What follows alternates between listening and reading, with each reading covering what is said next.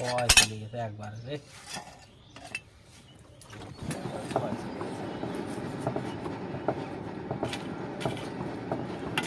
ওইগুলা দিয়ে উপরে এটা ছায়া দিলে আপনার একটা পাট কাটে নষ্ট হবে না। পানি পড়ে না?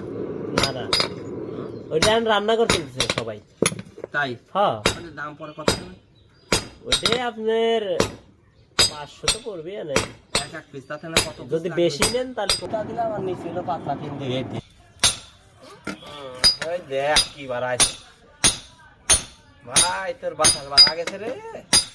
হ্যাঁ শেষ ভাই, শেষ রে ভাই, শেষ। তোর বটি ফাঁকা হয়ে গেছে সেটাও।